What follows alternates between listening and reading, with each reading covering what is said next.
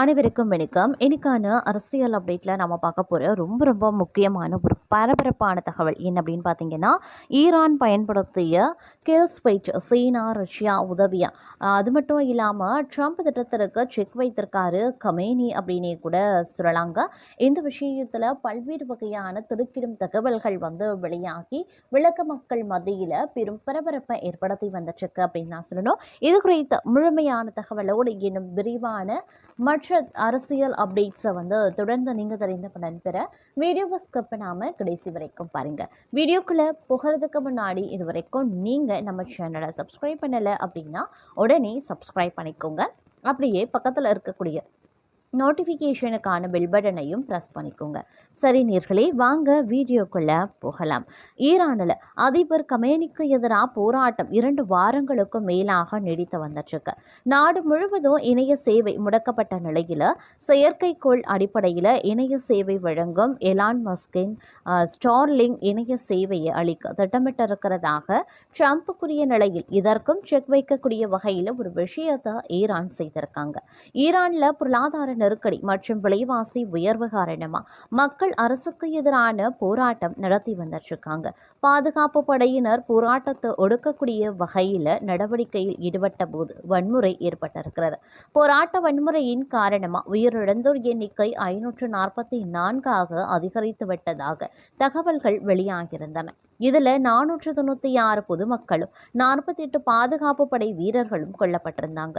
அங்கு இணைய சேவை தொலைபேசி இணைப்பு துண்டிக்கப்பட்டதால ஈரான்ல என்ன நடக்கிறது என்று முழுமையான தகவல்களை அறிவதில் தாமதம் ஏற்பட்டு வந்துட்டு இருக்கு. கடந்த 2 வார போராட்டங்கள் 10,600க்கும் மேற்பட்டோர் கைது செய்யப்பட்டிருக்காங்க. 12வது நாளாக போராட்டம் தீவிரமடைந்திருக்கக்கூடிய நிலையில் போராட்டத்தை முடிவுக்கு கொண்டு வர பல்வேறு அடக்குமுறைகளை கமேனி ஆட்சி நிர்வாகம் கொண்டு வந்துட்டு இருக்காங்க. ஈரான்ல போராட்டத்தை முடிவுக்கு கொண்டு வர நாடு முழுவதும் இணைய சேவை முடக்கப்பட்டிருக்கிறது. ஒட்டுமொத்த நாட்டிலேயும் இணைய சேவை முடக்கப்பட்டதால் தவித்த ஈரானிய மக்கள் ஆப்ஷன் பி ஆக எலான் மஸ்கின் ஸ்டார்லிங் இணைய சேவையை பயன்படுத்த ஆரம்பித்திருக்காங்க. ஈரான்ல என்ன நடக்கிறது என்பது பற்றிய தகவல்களை ஸ்டார்லிங் இணைய சேவை பயன்படுத்தி ஈரானிய மக்கள் வெளி உலகிற்கு அனுப்பி வைத்திருக்காங்க. ஆனால் தற்போது ஸ்டார்லிங் இணைய சேவையும் பாதிக்கப்பட்டுள்ளதாக கூறப்படுகிறது. முதல்ல 30% அளவுக்கு ஸ்டார்லிங் இணைய சேவை முடங்கிய நிலையில் தற்போது 80% அளவிற்கு சேவை பாதிக்கப்பட்டுள்ளதாக ஈரானிய செய்தி நிறுவனங்களும் தெரிவித்திருக்காங்க. செயற்கைக்கோள் அடிப்படையிலான இணைய சேவைதானே இது எப்படி முடங்கும் என்ற கேள்வி எழலாம். இங்குதான் ஈரான் எலான் மஸ்கிற்கு தண்ணி காட்டியதாக சொல்லப்படுகிறது. அதாவது கில் ஸ்வைட்ச் எனப்படும் ஜாமரை ஆன் செய்து ஸ்டார்லிங் சேவை பெறுவதில் இடையூறு ஏற்படுத்தியிருப்பதாக சொல்லப்படுகிறது. மிகவும் விலை உயர்ந்த மற்றும் இராணுவத்தர ஜாமிங் கருவிகளை பயன்படுத்தி இணைய சேவைக்கு இடையூறு ஏற்படுத்தியதாக சொல்லப்படுகிறது. ஈரானிடம் இதுபோன்ற கருவிகள் இல்லை. அதனால ரஷ்யா அல்லது சீனா இதை விநியோகித்திருக்க வாய்ப்புகள் உள்ளதாக சொல்றாங்க. ஈரானிய இணைய சேவை பாதிக்கப்பட்டிருக்கிறதுனால அங்கு இணைய சேவை வழங்குவதற்காக எலான் மஸ்கிடம் பேச இருப்பதாக அமெரிக்க அதிபர் டொனால்ட் ட்ரம்ப் கூறியிருந்தார். இந்த சூழல்ல தான் ஈரான்ல ஸ்டார்லிங் இணைய சேவையை முடங்கியிருப்பதாக சொல்லப்படுது.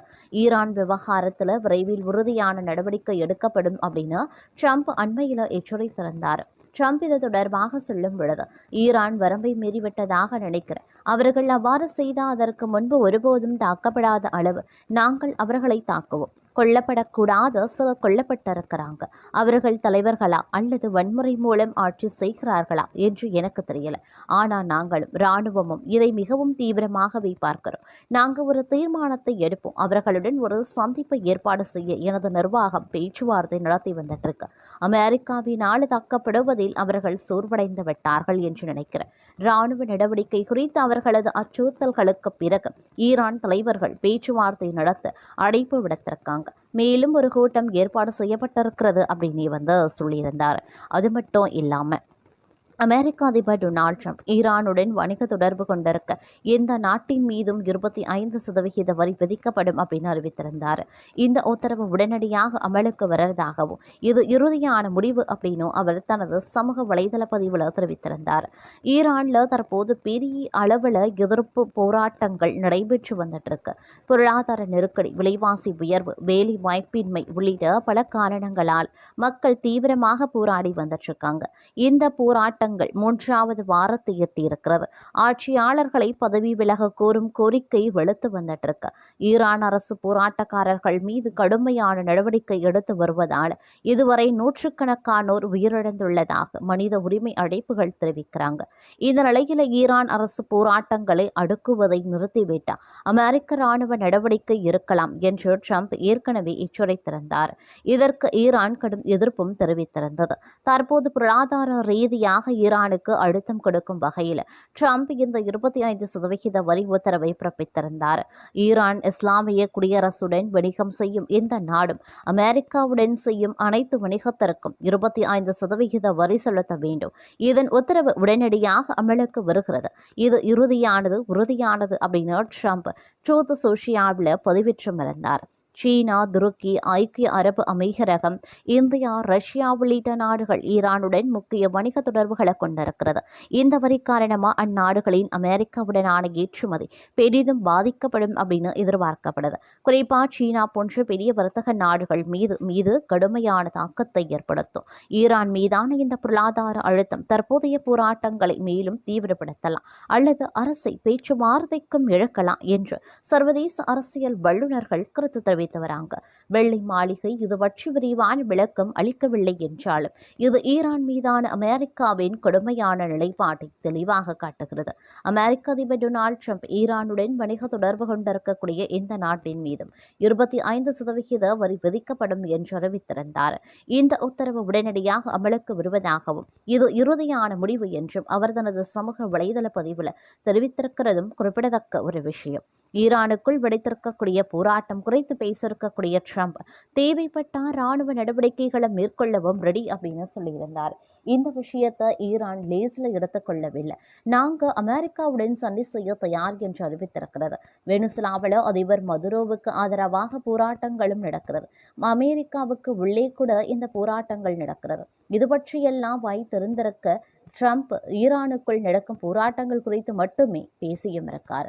திகார் சிறையில் அடைக்கப்பட்டிருக்கும் மாணவர் தலைவர் உமர் ஹாலித் குறித்து நியூயார்க் மேயர் பேசியதற்கு மத்திய அமைச்சர்கள் கடும் எதிர்ப்பு தெரிவித்திருந்தாங்க. ஏன்னா இது உள்நாட்டு சமாச்சாரம், இதுல மூக்க நுழைக்க வேண்டாம் அப்படின்னு கூறியிருந்தாங்க. அதுபோலவே தற்போது ஈரானும் எங்கள் நாட்டு விஷயத்துல தலையிட வேண்டாம் அப்படின்னு கேட்டுக்கொண்டிருக்கிறது. ஆனால் ட்ரம்ப் இதை கண்டுகொள்ளல. இப்படி இருக்கும்போதுதான் ஈரான் முக்கியமான ஸ்டேட்மெண்ட்டை கொடுத்திருக்காங்க. ஈரான் தலைநகர் தெஹ்ரான்ல நடந்த வெளிநாட்டு தூதரர்களுக்கான மாநாட்டில் அந்நாடு வெளியுறவு அமைச்சர் அப்பாஸ் அரக்ஷி, நாங்கள் போரை விரும்பல, ஆனாலும் முந்தைய போரை விடவும் அதிகமாக போருக்கு தயாராகவே இருக்கும். நியாயமான சம உரிமை மற்றும் பரஸ்பர மரியாதை கொண்ட பேச்சுவார்த்தைகளுக்கும் நாங்கள் தயாராக இருக்கோம் அப்படின்னு சொல்லியிருந்தார். ஈரான் ஒரு இஸ்லாமிய நாடு. அந்நாட்டின் தலைவராக கமேனி இருக்கார். அமெரிக்கா விதித்திருக்கக்கூடிய பொருளாதார தடைகள் காரணமாக ஈரான் கடுமையாக பாதிக்கப்பட்டிருக்கிறது. குறிப்பாக ஈரானின் பொருளாதார வளர்ச்சி பாதிக்கப்பட்டிருக்கிறது. இதனால மக்களின் வாழ்வாதாரம் சரிந்தும் இருக்கிறது. எனவே இதற்கு எதிராக வியாபாரிகள் மக்கள் கிளர்ந்திட தொடங்கியும் இருக்காங்க. இந்த போராட்டம் தற்போது அரசுக்கு எதிரான போராட்டமாக மாற்றப்பட்டு வருகிறது.